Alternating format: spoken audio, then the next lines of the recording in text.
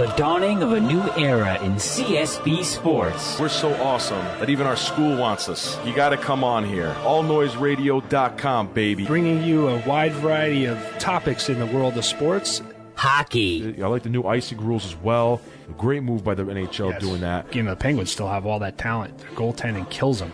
Basketball. If you're going to ask me whether they're going to knock the Heat off or the Pacers, I'm probably going to say no. If they get that Eastern Conference #1 seed and everything's got to go through Conseco Fieldhouse, I think it's going to be tough to knock them off. Baseball. Money's not an issue for Derek Jeter. Money's not an issue for Alex Rodriguez. Money's not an issue for Sabathia. Money's not an issue for Mark Teixeira.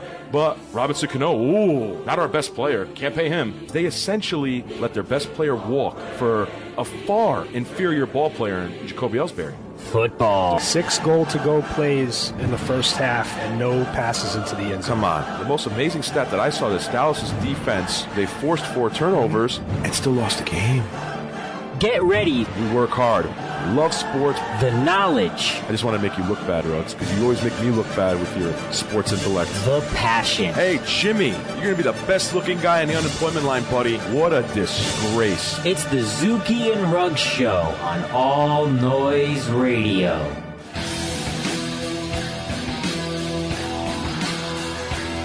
Live from the CSB studios in Stratford, Connecticut, it's the Zuki and Ruggs Show, bringing you a wide variety of topics in the world of sports. I'm Ruggs, and I'll be joined by my partner, Zuki, momentarily. He's just running a little bit late tonight, and we're going to get right into playoff action, NHL and NBA, a little bit later on in the show. We're going to start off, though, talking about the NFL draft, and it was a big weekend in New York. A lot of things happened for a lot of teams trying to make that move toward a Super Bowl title, and those already in the playoff mode trying to stay there with some selections that really helped their team out. And I think a lot of teams made those kinds of moves. Some maybe didn't help themselves as much as they possibly could have. Maybe you're going to go the free agency route. But, that's really a personal preference from each team. Every team's a little bit different with the way they handle the draft, and sometimes the pundits kill certain teams and they're really kind of following their kind of prescribed pattern of victory. You can't always, every team does not handle the draft the same. Some people draft for need. Some people draft for depth. As far as some teams go, they like to just draft depth at positions, take best available players. Some teams fill needs and go after stars in free agency, or some teams go after depth in free agency and just try to draft to fill the holes that are in their roster. It's really different from team to team, from general manager to general manager. And I thought not a ton of surprises in the first round anyway, early. I really didn't buy any of the hype that Clowney was not going to go number 1. If he wasn't going to go number 1, you were going to see a big-time trade at the top of the draft. When that didn't get announced right away at the beginning, assumed right away that it was going to be Clowney. All the teams posture in the first round. They take their time. They do call teams. They see what's out there, possibilities. If somebody's going to really get antsy and mortgage the future to move up in the draft, and teams will hear you out no matter how good the player is. And I think that's kind of what happened in Houston's case, but they went ahead and made the selection, thought it was the right one.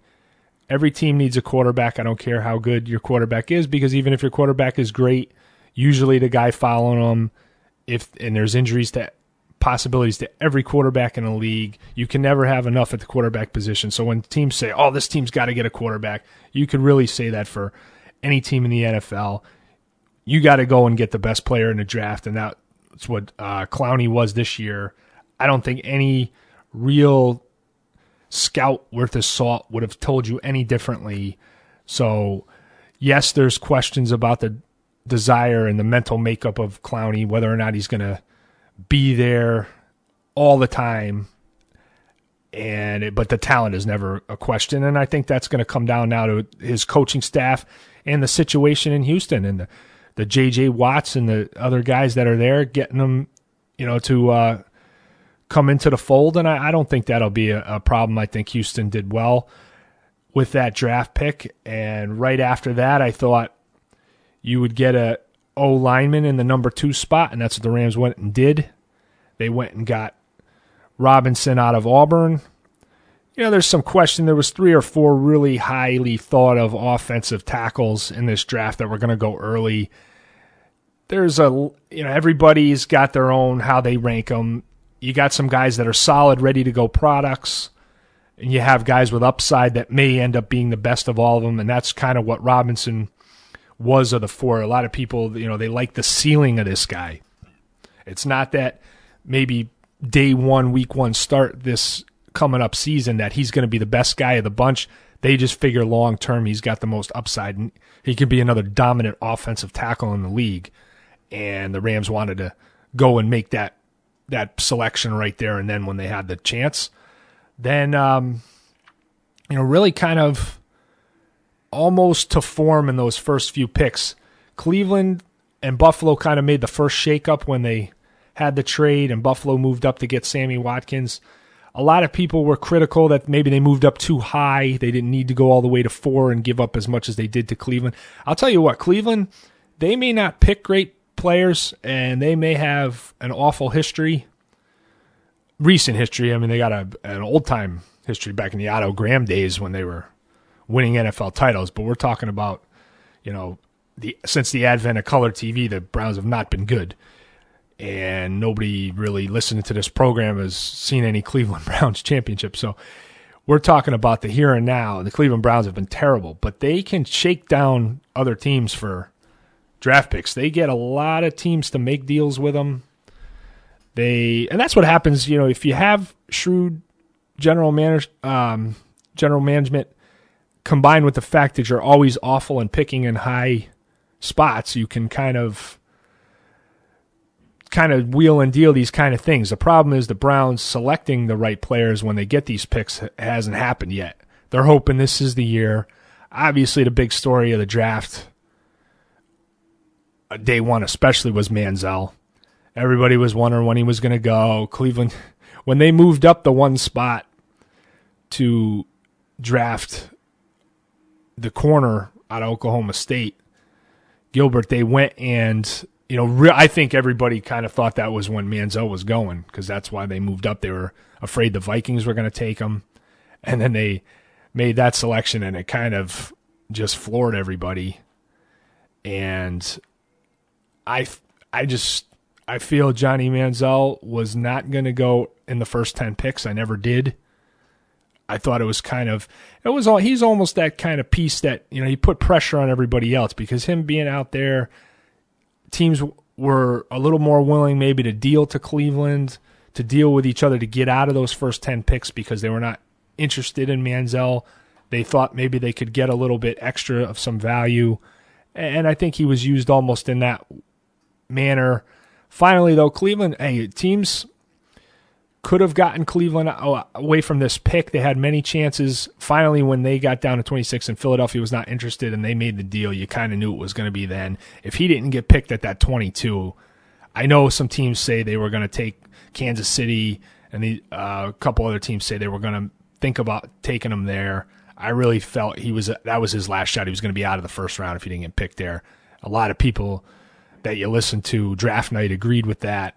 They did not feel he was going to go to any of the other teams coming down. The teams that basically were your playoff teams of last year were not going to revamp their offense to Johnny Manziel. You got to change everything you're doing, come up with a whole new scheme.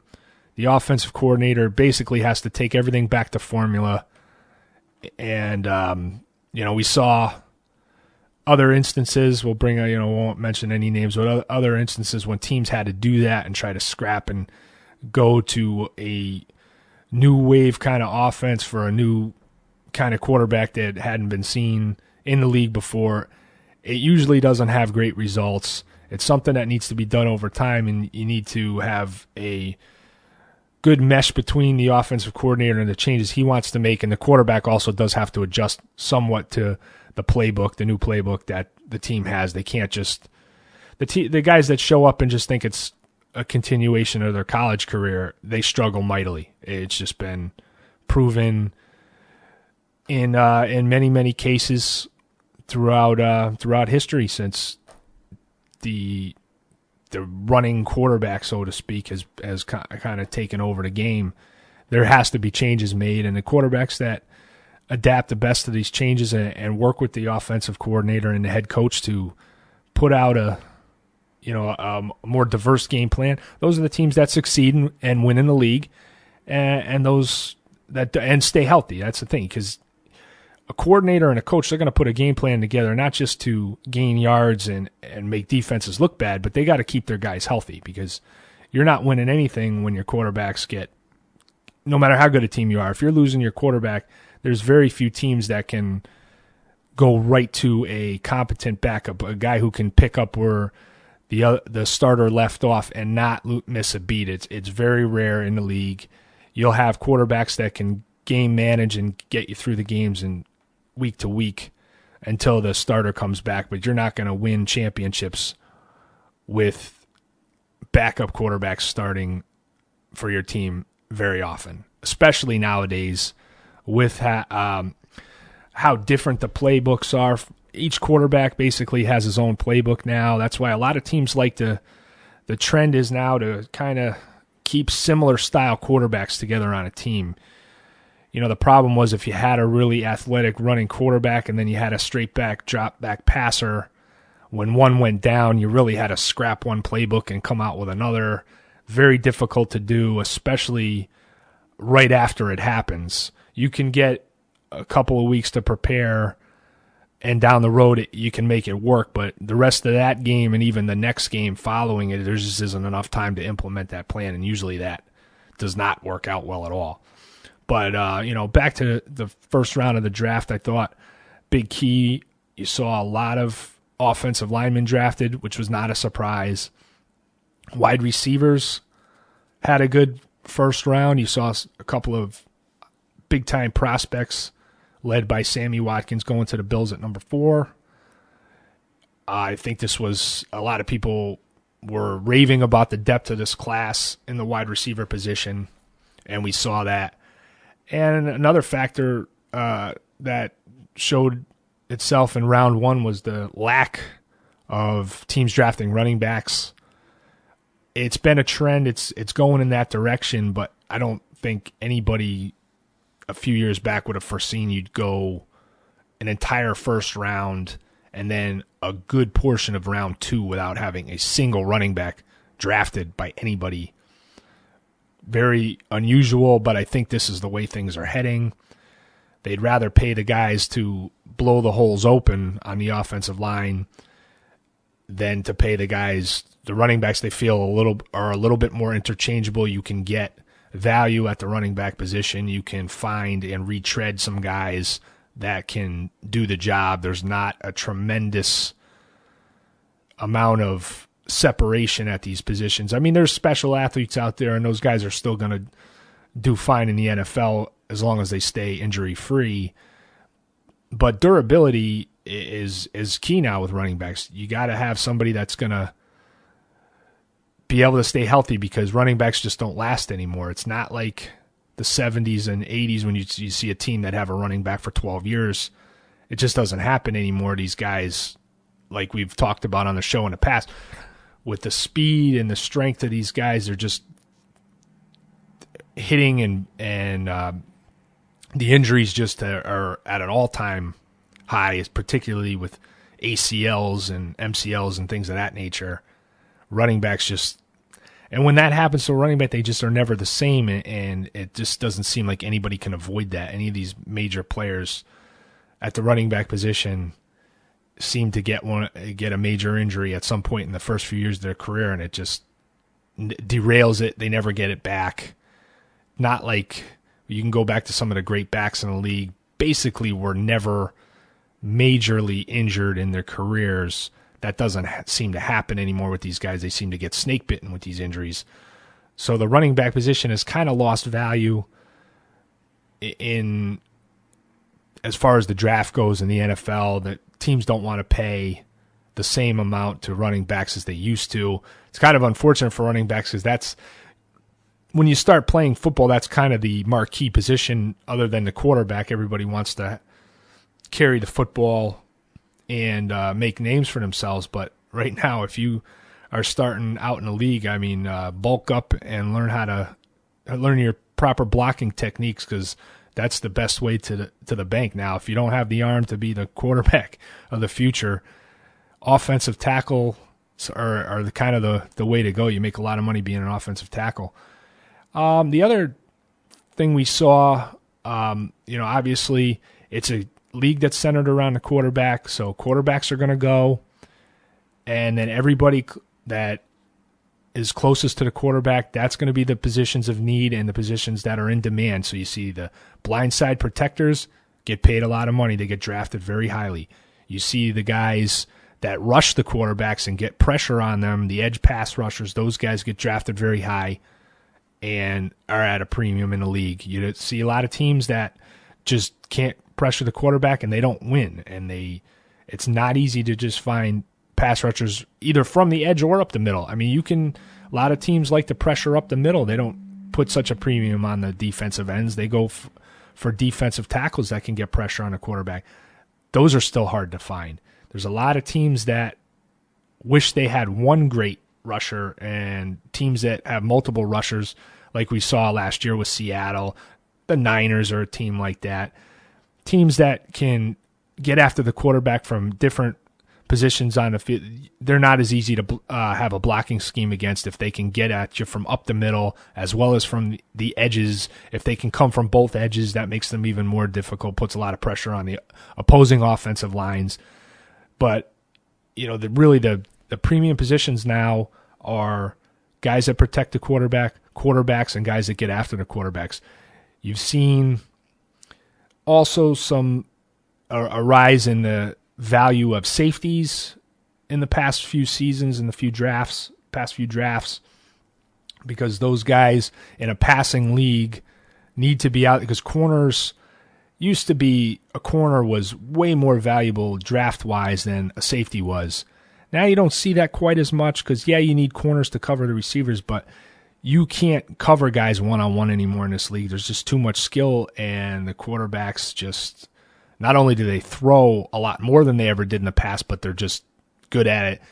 The offensive game plans of the coaches, the coordinators, are just so exotic, so hard to game plan against, even for the best of the defensive coordinators, that you can't cover guys with just great corners anymore. You have to have safeties coming over the top to help out. You got to have guys that can cover these massive tight ends that are in the league now, guys that can come up and hit them. You can't have safeties that are small guys anymore. They got to be big hitters. They got to also be really quick to be able to stay with these receivers and help out on these deep pass plays that come in the league. So a lot of trending different in these drafts. It's going to continue, I think, in this fashion going forward. But I think a lot of teams did well by the first round, and obviously there was some steals later on in the draft too. Very deep draft this year was a good class, and I thought a lot of teams made themselves better, and that's kind of what the NFL draft is all about, is improving on what you have and kind of supplementing what you're going to do in free agency. Some teams are more active, like I was saying before, and some teams are not. Some teams really use the draft as their free agency and maybe try to do things on the cheap a little bit. And some teams go big on free agency and almost ignore the draft and basically draft backups, draft depth. And, we saw some examples of that in this year's draft too. So when we come back from break, we're going to get into we got Zuki showing up any minute now. We're going to get into the playoffs, break down the NBA and the NHL playoffs and what's going on, and what you have to look forward to in the upcoming week. We're getting close to conference finals in both sports, so it's getting serious now. I mean, it's really down to the nitty-gritty for as far as titles go. And we'll see you on the other side of the break on All Noise Radio. Our jobs occupy more than half of our waking hours. Shouldn't we be doing something we love? That's why in 1964 we founded Connecticut School of Broadcasting, to give students the opportunity to do something they love. Connecticut School of Broadcasting has placed thousands of graduates in a matter of months, not years. From camera operators and on-air personalities, video editors to voiceover artists, the possibilities are endless. Today, Connecticut School of Broadcasting employs over 130 media media professionals, training you on the latest software and equipment. Come on, life is more than just a 9 to 5. Connecticut School of Broadcasting with locations up and down the East Coast from Massachusetts to Miami. Call 1-800-TV-RADIO or log on to gocsb.com. Connecticut School of Broadcasting, the nation's oldest and largest group of broadcast media schools, redefining training in radio, TV, and new media. Get trained. Get connected. 1-800-TV-RADIO. 106 miles to Chicago. Got a full tank of gas, half a pack of cigarettes. It's dark, and we're wearing sunglasses. All Noise Radio. All noise, all the time. Hit it. Back on the Zuki and Ruggs Show. And we're going to get into the NHL playoffs now. We're in the conference semifinals. These series, like we said going in, they're going to be good. They've been good. There hasn't, even the Chicago-Minnesota series that we were a little worried about could be a quick one, is still going.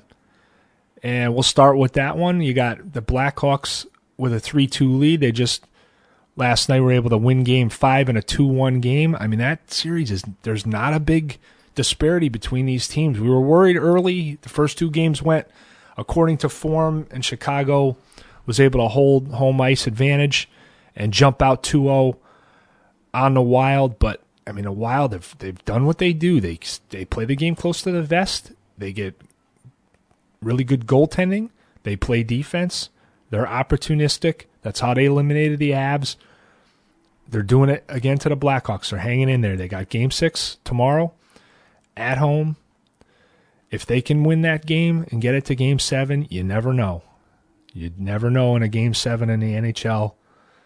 It could come down to one bad bounce of the puck, and Chicago could, just like it happened to Colorado, Minnesota could be that team of destiny. You never know. I expect that finally in this series you'll get a road team winning. I think Chicago will finish them off.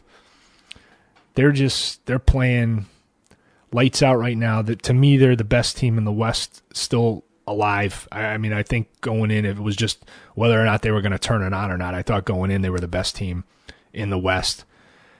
And that they haven't done anything to prove me wrong yet.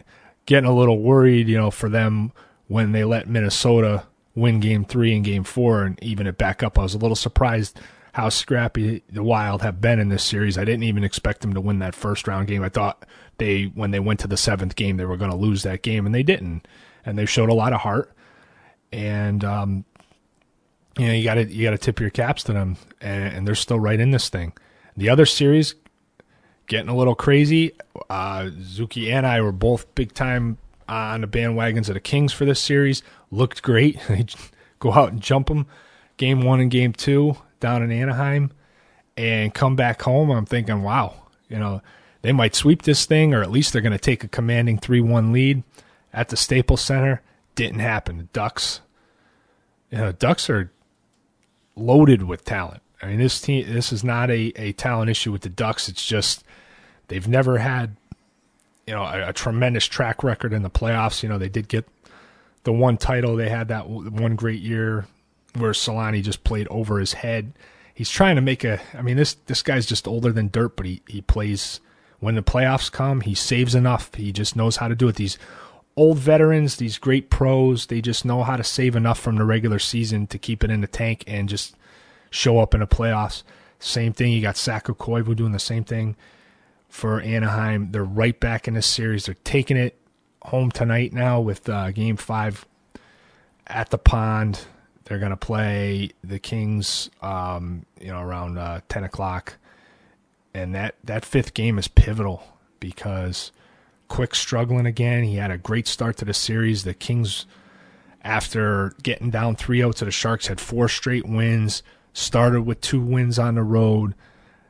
Had a big streak going. They looked like maybe they were going to make a big-time run and leave Anaheim in the dust. And now they've lost 2 in a row, and now the pressure's turned back on them. They got to go on the road. I mean, it's a quick bus ride down to Anaheim for them to play this game. But, still, it's still a road game. I know in this series it hasn't meant anything. It's funny because in the Blackhawk Wild series in the West, home teams haven't lost. In this series, home teams haven't won. The NHL is just crazy. You can't figure them out. Anybody who could go through and think they can handicap the playoffs going in It's crazy.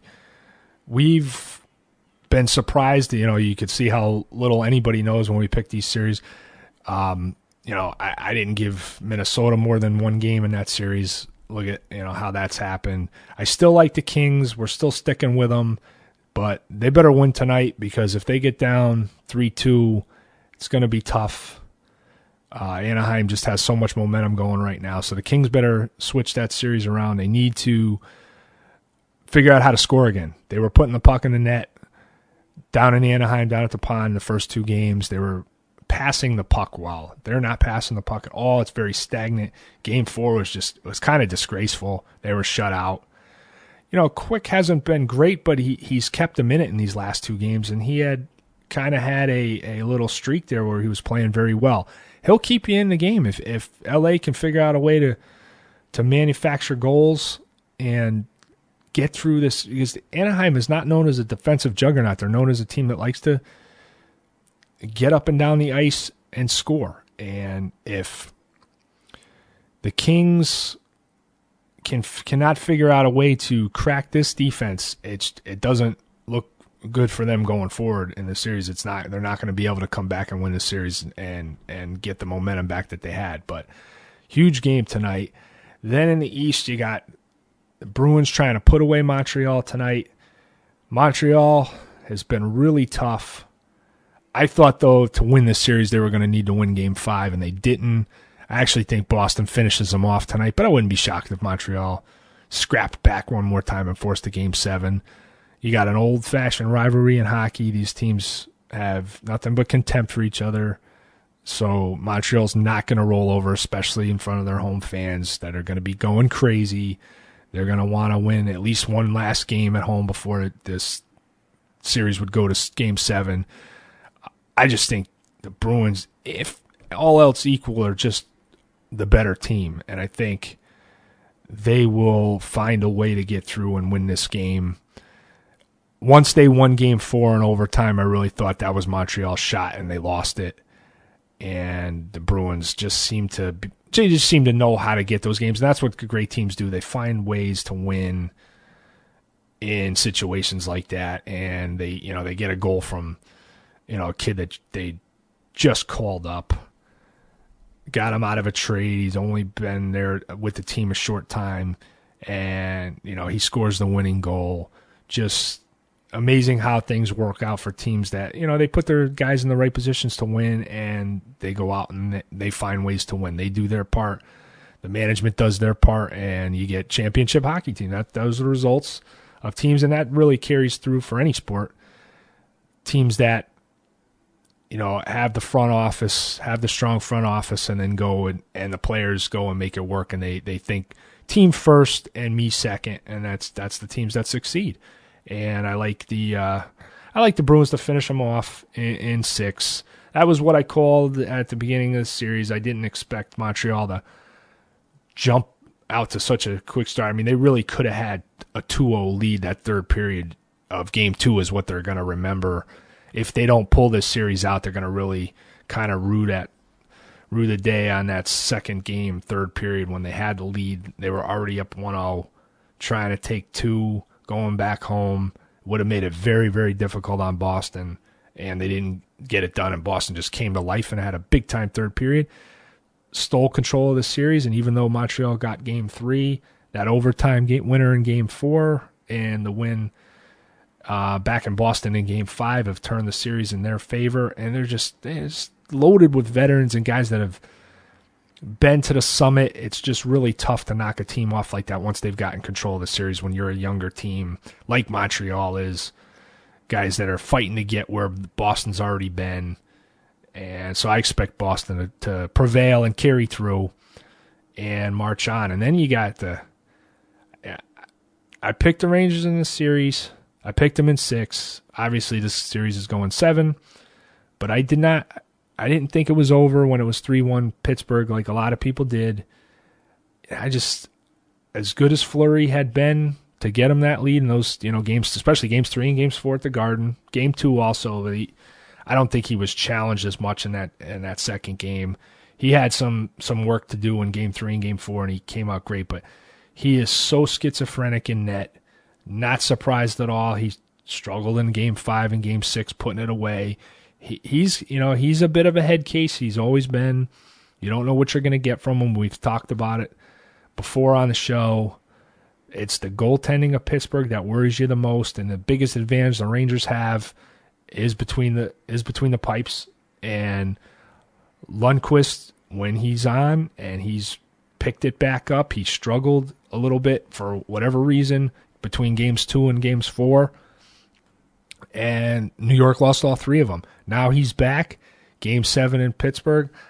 I think the Rangers are going to complete this comeback and win this 7th game. I know Pittsburgh's obviously the favorite. And, there's a little extra element. This is another series where there's bad blood going, for years now between these teams. But it's really reached another level. Crosby's had a lot to do with that. He continues to act like a punk and take runs at people. He's in a lot of ways the face of the NHL, but he's also kind of the face of what they don't want it to be about. He's kind of getting himself into that typecasting of being a cheap shot artist, being kind of a punk. Outside of Pittsburgh, he's detested. I mean, you talk to any hockey fan that's not a fan of the Penguins, and they hate him. Pittsburgh fans love the guy. I mean, and with good reason, because he's a tremendous player, super high caliber, A+ type of guy. I mean, we're not talking about just a good player. He's a tremendous hockey player, but there's been tremendous hockey players in the league before that didn't carry on and act out the way that Sidney Crosby does and continues to do. You kind of think he's going to mature and he's kind of getting over this stage of his career. And then he goes and this thing in Game 6, just taking cheap shots at the Rangers. Just no point. I mean, the game, in that situation, you kind of want to save what you have in reserve. You're going to Game 7. You're home. You got a life and death game for your season. Why do that? Why take it to that level? Now you've got the Rangers are just fired up. If they weren't going to be fired up anyway for a Game 7 against Pittsburgh, now it's to another level.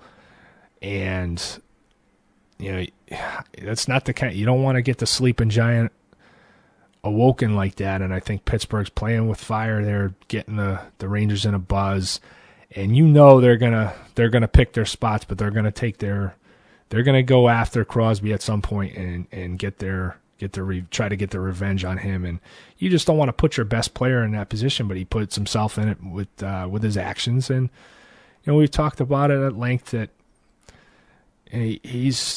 that's the difference. You don't have this. You never saw Gretzky carry on that way, and when he was at the pinnacle of his career, you never saw the other greats do that. The Mark Messiers of the world and what have you, the Stevie Yzermans and these guys that are just legendary winners. These guys just went out there and they were known as, the fans of the other teams, the players on the other teams during the games did not like these guys, but when it was all over, they were well respected and well admired throughout the league. And you don't have that right now with Crosby. And it's kind of sad because the guy does have so much talent. You want to see a little bit more of the face of the NHL kind of be a little bit more highly regarded as a player and play at a cleaner level, not be such a cheap shot guy, and kind of bring the game down in some ways.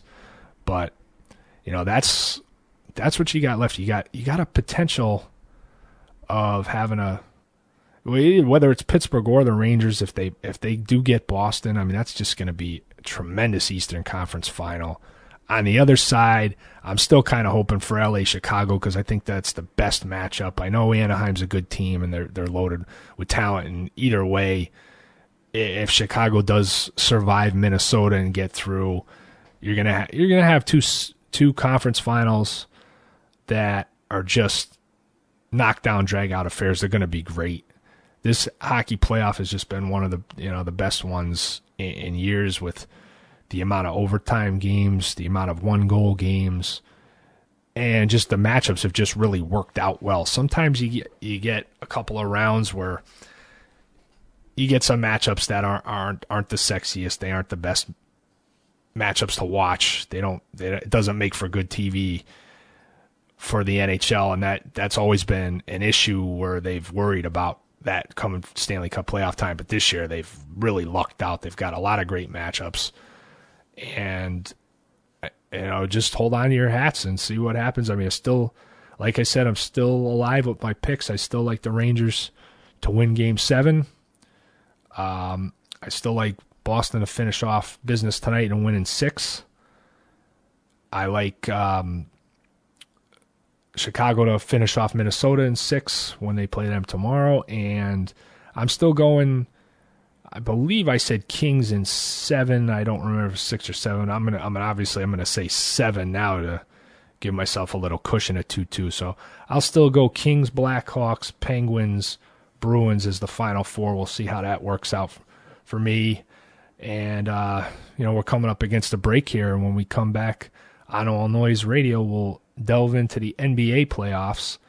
And we'll kind of wrap the show up talking about those playoffs, which they've been just as good. I mean, you've really had a treat if you've been a sports fan this spring with the playoffs. That you've gotten 2 league playoffs that have been just at such a high level and such exciting matchups. I haven't done so well with my predictions in the NBA as I have with the NHL, and so we'll talk about that when we come back, and let you kind of know our feelings on what's coming up for the conference finals, which will be determined shortly. I mean, these conference semifinals are well into it, and we'll take a look at that when we come back on All Noise Radio. If you have just one little dog, all you need when you go for a walk is a little plastic bag to clean up the, well, you know what. But what if you have a big dog who likes to have the run of your property? And what if there's lots of dogs? Then the you-know-what can really get out of hand. Call Doggy Do Not, the professional pooper scooper service that finds, scoops, and hauls away poop so you don't have to. Doggy Do Not, perfect for kennels, parks, office grounds, apartment complexes, your yard, or any place that needs scooping. Doggy Do Not can scoop as often as you need them, daily, weekly, monthly, or even just once, like before you host that big event. Doggy Do Not, when just a little plastic bag is not enough. Look online at doggydonot.com and call for a free estimate at 203-323-2284. Doggy Do Not in Stanford, serving Fairfield and Westchester counties 12 months a year. Call 203-323-2284. When you need a cup, pour some sugar on it. Sugar ramen? Yeah, soup. Freeze. A call to the library could help her out. Good thing T-Mobile lets her call whenever she wants. Go. Says here, pour some sugar on me. I'm hot, sticky, sweet. Mm-hmm. The most whenever minutes, free long distance and roaming. Only from T-Mobile. Get more. Do you lack confidence and assertiveness? Can you open my milk, Mommy? Do people have a difficult time determining your gender? Do you take constant verbal abuse from strangers? They're just a bunch of fancies. Well, you're a man. Time to start acting like one. Try our brand new product, Man in a Can. This barely legal concoction comes in several invigorating flavors, such as aftershave, motor oil, and beer. Stings the nostrils in a good way. This stuff will make you a damn sexual tyrannosaurus. Time to man up. Get Man in a Can today. Do you like video games, movies, music? Are you unsure of which movie to spend your hard-earned money on at the theater this weekend? Which video game to pick up at the store? Or which album to download? If you are, you don't want to listen to TV critics or whoever writes in your local newspaper. Come hang with me, Kevin Sabo, on my YouTube channel, Kev Rock Films, where I'll be reviewing video games, movies, and music weekly. I'm not a critic, I'm just an entertainment fan like yourself. That's youtube.com/KevRockFilms for entertainment fans like you and I who just can't trust the critics. Kev Rock Films. All Noise Radio. Grow up to be strong, straight. Powered by the Connecticut School of Broadcasting. Aw, shame. All the noise. You're too short for that gesture. All the time.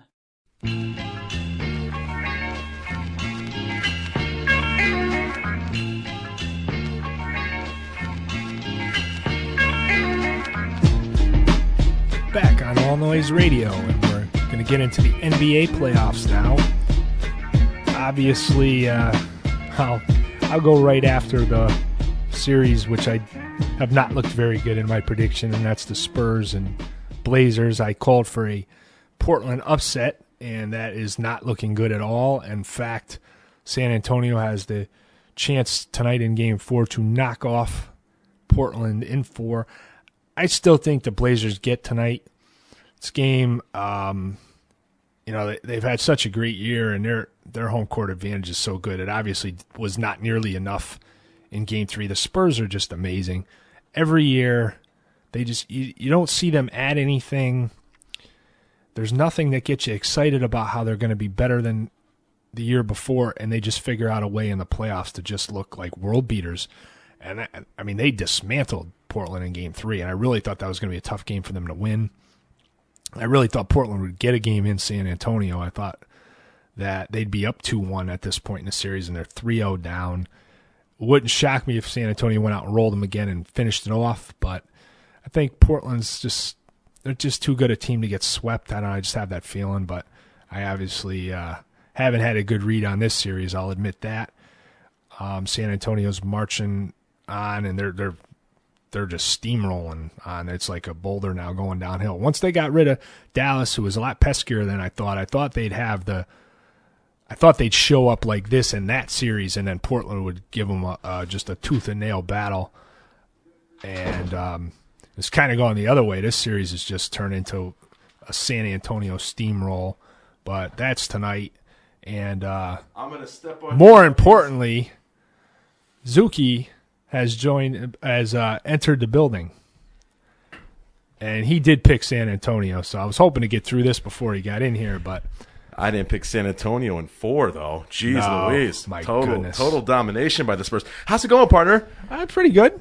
Good, man. You know? How was Mother's Day with Mrs. R? Good. Yeah, it was. Good. I just ran. I just ran over like 8 babies on the way to get here. What traffic's a mess, man. I tell you. Yeah.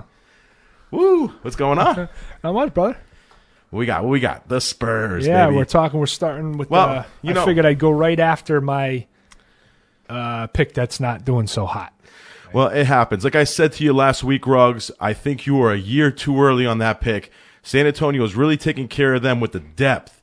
San Antonio's depth's really, played a factor in this series, and I think Tony Parker is just still an amazing point guard. Amazing. And Damian Lillard, he's teaching the young man a lesson. He's taking the young man to school in this series, that's for sure. And from what I can see, Ruggs, this is exactly what San Antonio needed. If they want to win that championship that they probably should have won last year, they gotta have a short series. Get rested and wait. Let the Clippers and the Thunder beat each other up in the And then we'll get to that in a minute. 'Cause that's exactly what they're doing. Yeah, and and then San Antonio can hopefully, ideally for them, pick up the pick them apart, while they're well rested, So, but I think you hit it right on the head, Zook. I was just saying right before you walked in that. The Spurs are so tough to figure out because you don't really see them do anything differently. There's nothing this year to say, oh, well, they added this guy and they did that. They have this star that just came in and they're going to be so much better than the year before. It's like, how could they have to have hit their ceiling and they're going to come back down because they haven't done anything. But it's the depth they have. Other teams just don't match that. They're star-loaded, top-heavy. They don't have the guys coming off the bench like you said. It makes a huge difference. Yeah, bro, you nailed it, bro. It's amazing. Every year you're thinking, okay, this is the year for San Antonio. They're done. Bro, it seems like they're just getting better and better. They draft well. They draft players that fit their system, bro, and they're just amazing. And plus, they probably have the best coach in the league. Yep, and you said it. You said it exactly. And I was just marveling at how impressive they were in Game 3 because that building was fired up. That I really thought Portland was going to at least get that game and kind of turn it around a little. And wow, I mean, it just was a great performance. They got off to a great start. I really thought, that they got off to a fast start. I think I said, okay, here comes Portland. They'll, probably take this game. And nope, it wasn't to be. San Antonio, really impressive. So we'll see what happens. We'll see if Portland can win a game here. Let's see what these young guys are made out of. But this series reminds me a lot of the Bulls Pistons. It really does. You got the veteran Spurs with the young Bulls. Not that anybody in Portland is Jordan, but you know what I'm saying. They have a hell of a team. They do. They got a good team. They got a good core. Future's bright there. Yep, absolutely. I did say right as you were coming in that I did think Portland would get tonight's game and at least keep it alive. I thought I just didn't think they were a team. I think they're just not going to get swept. I don't know why. San Antonio is certainly capable of doing it. I just think Portland's too good to get swept. I just have that feeling, but I haven't had a good read on this series. Obviously, that's yeah. I think a lot of people have. I mean, or have not. I didn't think that Portland was going to get swept by any means. I thought 6. I thought Portland could win a couple games, but we'll see. You never know. Maybe they pull a Rangers right when you think they're dead and buried. Here they come. But I know that's a different sport. I don't even know if you got to that. Yeah, we did. We just discussed it before it came in that I did not feel that the Rangers were dead like everybody else, and it's kind of. I did. I can't lie. That's I missed that segment. I won't go there, but yeah. So we'll see what happens. Speaking of which, I guess let's go to that Clippers Thunder. What a game, Ruggs! What a game! I'm sitting there on Mother's Day. Didn't have a great Mother's Day, to be honest with you. That's a long story in and of itself. But I'm sitting there and I'm watching this game, and I'm like, okay, the Thunder are just smoking them. I knew in the first half, when they had that 30-point lead, whatever it was, I'm like, you figure the Clippers are going to make a run. They're gonna. They're home, and they're just, they're so talented offensively that they're going to get it going, and they did. But Oklahoma City always looked like they had that game, within reach. They looked like they had a stranglehold in that game. And even in the fourth quarter, they were up by 16, and I'm like, all right, this game is done. OKC is going to go up 3-1. They're on their way to the Western Conference Finals. They're going to, meet up with San Antonio again, and yada yada. But here come the Clippers, and this is one thing that Westbrook and Durant detractors really hang their hat on, is that sometimes these guys become spectators, and sometimes these guys run too much of an ISO offense. I mean, I'll say this, with no disrespect to Kevin Durant, but with much disrespect, I guess.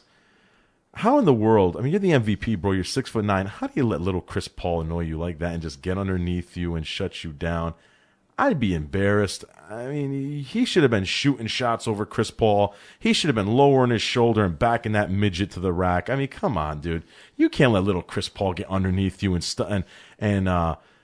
prevent you from playing your game. Come on. I know it's a curveball. You get the little guy on you and stuff, and I know sometimes when you're a foot taller than the guy who's defending you, the little guy can get underneath you and annoy you. But come on, you're the MVP of the league. It was very shocking to see how that happened. Take that over. Don't let him do that to you.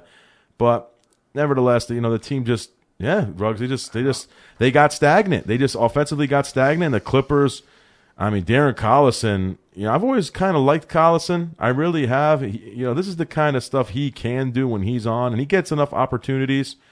And he showed that, he can play. He shows that he still got some gas left in the tank, and he stepped up huge for the Clippers. He really did. He was the player of the game for them. He really was a spark plug off the bench. It was a tremendous game, great ball game, and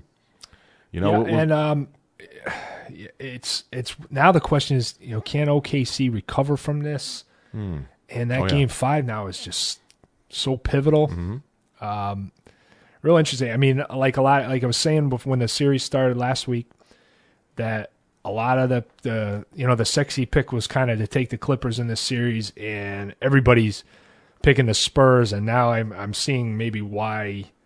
I mean, I definitely seem to have I got the scent, but on the wrong trail or something, because right. When I was watching the beginning, like you said, game 4, I'm like, yeah, I thought I had it dead right. I'm like, this OKC team is better. That's why I picked them. These other guys are wrong, and then they just let that go and happen. And now it's really up for grabs. Either team has got just as good a shot to win this series now, because OKC threw their advantage right out the window. Well, logic would tell you that the Clippers stole momentum heading into Game 5, but then again, OKC is just. There's, sometimes you don't know which team's going to show up sometimes, and if they can play in Game 5 the way they played for like 48 minutes, well, not 48, about 42 minutes. I'm sorry, 42 minutes. They'll be okay if they can play consistently, but they can't hit, that lull. You can't play like that against a team like the Clippers, because they're too damn good.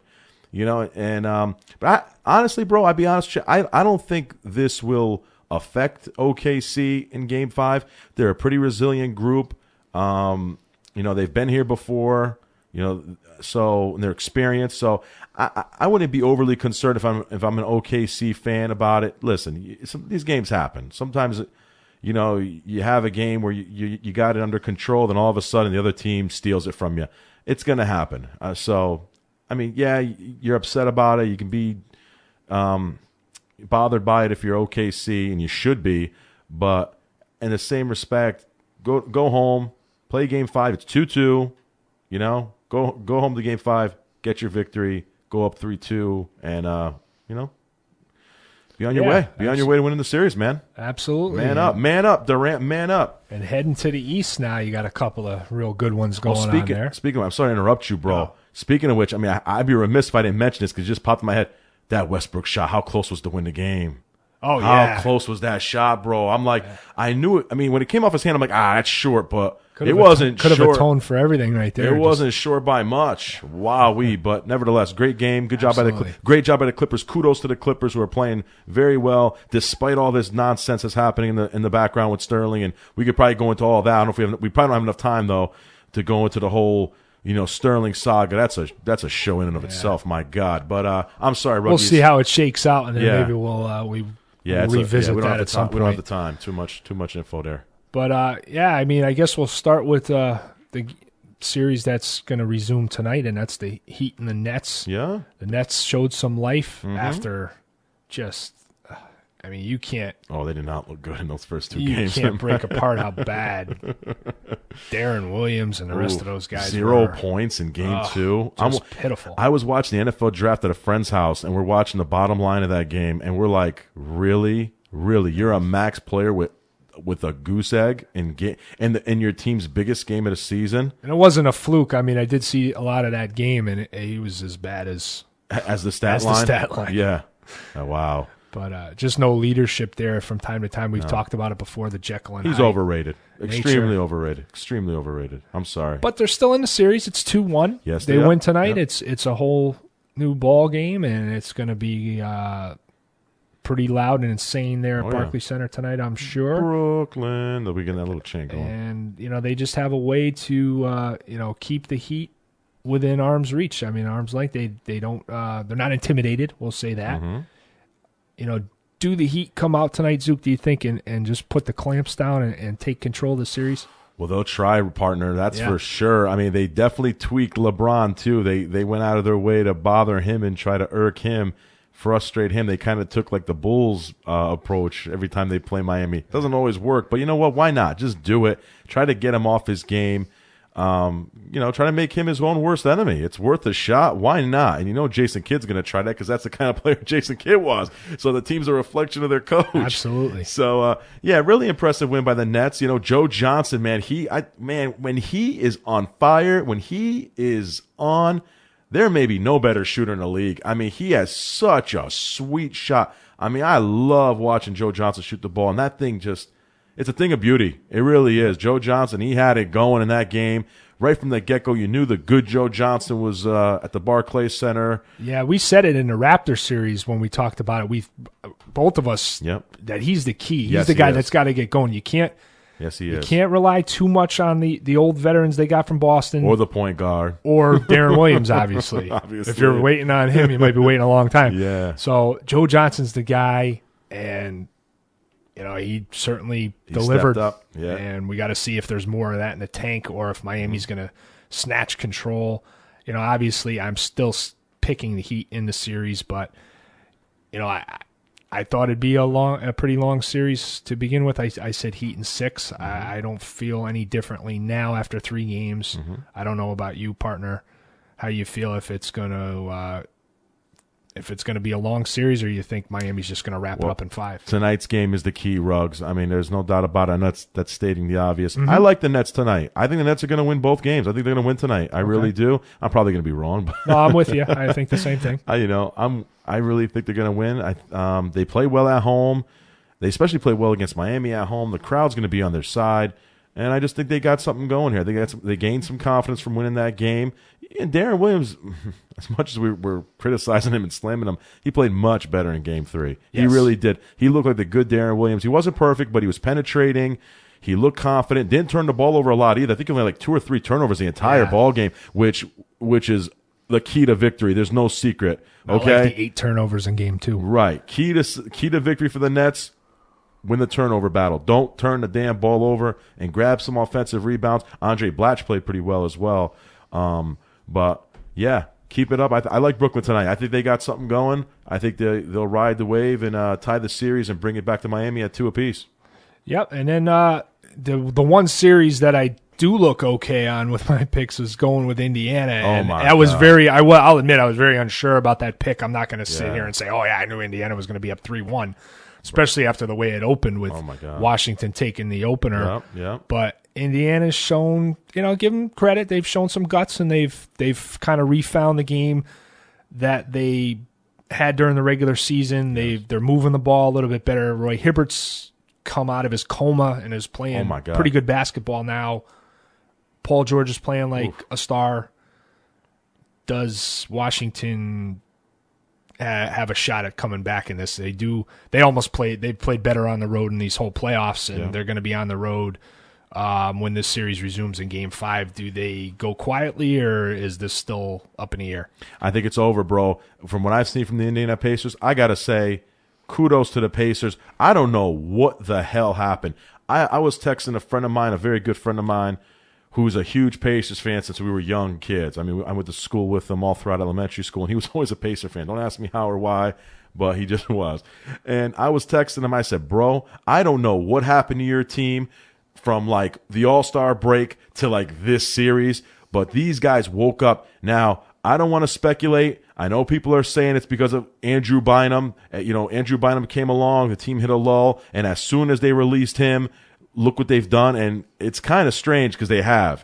I don't know what. I don't know what. Maybe he was the cancer, even though he wasn't even playing. That's what I mean. I don't know what it was, bro. But whatever happened to Roy Hibbert, what woke him up? I don't know. He's like a different player. He doesn't even look like the same player. It's ridiculous. From that Hawks series to now. I am amazed at Roy Hibbert. This is the Roy Hibbert we were all waiting to see. Yeah, that's who they that's who they went out and got in the draft. He's finally showed up, and I will give myself a little pat on the back, not too big of one, because I'm kind of modest, but not really. Paul George took over, and if you listened to the show last week, which I hope most of you did, if you didn't, listen to it again. I said Paul George needs to take over a series. Yes. If the Pacers are going to win this series, he needs to take it over. Ladies and gentlemen, he took over. Maybe Paul George was listening. Yeah, especially last night. He took over. That was an amazing performance, one of the best performances I've ever seen in a playoff game, to be honest with you. I mean, it was just... he was spectacular. He really was. So kudos to the Pacers. They look like they're back. This is the team we were all waiting to see, and they're gearing up for the Eastern Conference Finals. They'll be there. It's just a matter of time, in my opinion, until Miami gets there. And if you're Miami, you got to be saying, "Oh no, these guys woke up." Yeah, they almost got them before they hit the gear. But now it's kind of what everybody thought all year long was going to come down to was Miami and Indiana, and it may come down to Oklahoma City and San Antonio, which is probably what most people would have said if you had a gun to your head back at the beginning of the season. Yes, sir. So.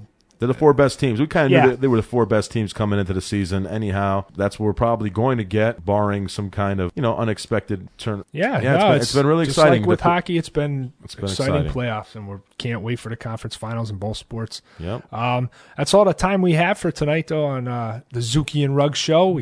Covered a lot. I know. I feel bad for Zookster because obviously the show just picked up as soon as he came in, but there's no better in the business than the guy to my left here. So instantly added life to the show because I'm blushing here. But we'll be back intact next week. Do not worry, and we'll have these conference final matchups in both sports out there to dissect, and maybe we'll revisit even the draft a little. That was how I opened it with the segment 1. and maybe we can get your take on what happened, because with the draft, I mean, obviously it's a long time before games are going to start, so there's plenty of time to go over what happened. I really only got through round one anyway, so lots to talk about in the upcoming weeks, and we look forward to doing those shows for you, and hope you're going to check them out on All Noise Radio, the Zuki and Ruggs Show. Good night, everybody. Later. All Noise Radio, powered by the Connecticut School of Broadcasting. No, Kelly Clarkson! Our music is awesome.